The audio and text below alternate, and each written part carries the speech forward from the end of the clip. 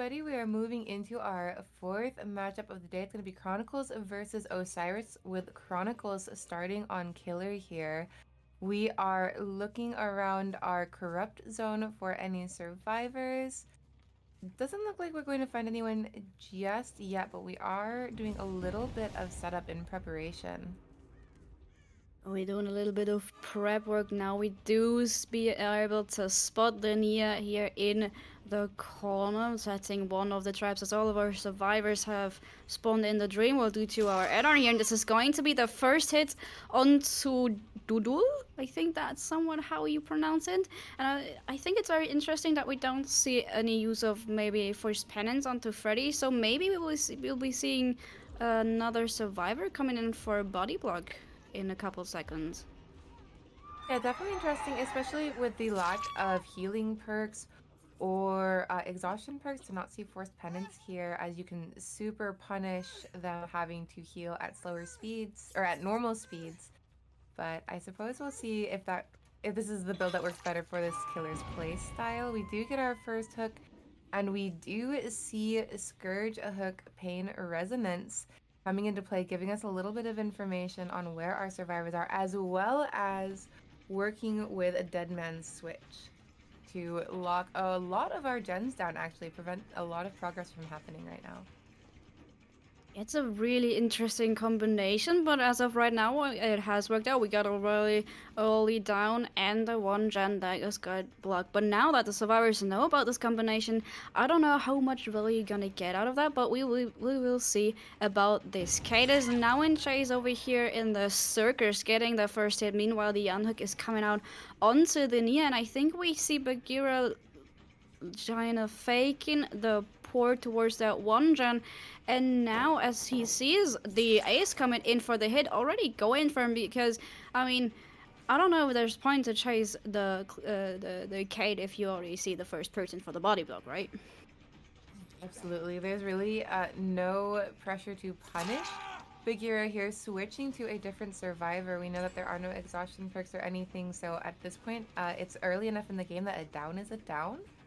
We do want to get some of these hooks, but we find another survivor here injured, I believe. So a tough situation to be in, uncomfortable at the very least, if you are survivors. Oh, and this is going to be a basement hook on top of that. So that's actually a pretty comfortable situation for Bagheera here. He might even, I wouldn't be surprised to see him maybe trying to secure the second stage on that as well, but we are seeing him go over to break this pallet over here, maybe even a dry kick on that gen, as it does have a little bit of progress, but that's kind of the option for the survivors to go down towards the basement. We spotted the Kate again, taking the fast world into the main building, not making their way down just quite yet. We do. Oh, that hit through the wall. That was interesting then. Super interesting to see that. We do see they are able to get the unhook here. And we'll see where maybe we did count out the bar time. Nope, unfortunately, we do have to take the hit at the window. And we do give DBT hit onto the ace, but now, however, charging their power reporting towards the gen in main and able to relocate the Nia here, who has been working on that gen again, and also Nia has been hooked before, so that would be a second hook stage onto one of our survivors. And with Ruin being out of the trial, you really need those hooks, because that's actually your only gen pressure, and with the information of Pain Resonance DMS, you already know that there won't be any in-game perks that the survivor's gonna have to worry about. Yeah, I do believe our survivors at this point, if they are keeping track, know what all of the perks are, so they can maybe formulate a plan to deal with that. And we are going to be able to get that down on our Nia here. However, our other three survivors have reset, so not as much pressure as we might want for our killer here. He is going to have to go ahead and redistribute those injured states again before he can get another down. And it looks like Pain Res is going to take this generator closest to us as well. So not a ton of information for our killer, actually. Yeah, I think we've seen like a couple of scratch marks close to this gen. We're not checking the area though, but I expect one survivor to be close over here. We do know at least one has popped the gen on the other side, but now they probably need to have two survivors move in for the save, but that's Ooh. already the first hit, and the save coming out, another hit tank onto the Kate, and now Bagheera has to decide who he wants to go for. It looks like he's opting to chase the Neo once again and maybe get the first survivor out of the trial, which would be a very good point to do so. We have the first pellet getting thrown off window wall coming out from the Nia, and she doesn't have too much to work with against the Freddy. This might be a very difficult spot to loop, but we make our way over towards the next pellet, and this is valuable time for our survivors. Oh, absolutely. Nia's doing a great job of maintaining that distance, staying on her feet. She would be eliminated if she were caught here and put on the hook once more. So she really is doing a good job of trying to prevent that and buying her teammates as much time as possible. Because for anyone familiar with the comp scene, we all know that the game kind of changes when you're down to only 3 survivors left. And even though there are only 2 generators left, we have a lot of restrictions on what our survivors have at their disposal, so this could be really difficult for them if that elimination comes in early.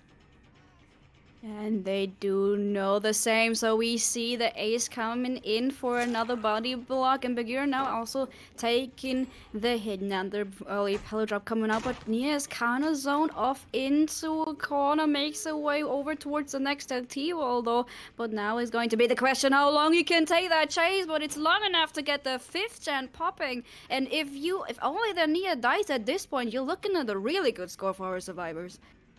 Yeah, absolutely. This is the survivor that our survivor squad wants to be taking this down if anyone is going to go down, because it will hurt them the least. We do see that door open rather quickly, so it does look like we are going to want to try to just secure this final kill, but otherwise a great result for our survivors. And we do see 2 coming in for the body block. We are going to try to secure the 4 out here. Doing a really good job. A little bit of looping with friends around this jungle gym by our door. And it's going to be up to our killer to try to zone our survivors properly. They are trying to heal to get out. Maybe buying some time to get that other door open. But this is where it gets a little tricky, because now everyone is injured. Yeah, at this point you have 3 injuries across the board. Nia, however, did manage to get a little more distance, and we might probably see her trying to go for the hatch, and there it is! We're looking at the 4 men out for the players of Team Osiris, so this is actually a 3-stage game for our killer here, which makes the current score look exactly like this. We have 19 points for the survivors on Osiris team and 8 points for Team Chronicles. So the survivors of Team Chronicles have to play a almost perfect game next trial. Is it hard to do? Yeah. Is it possible? Of course. So we've been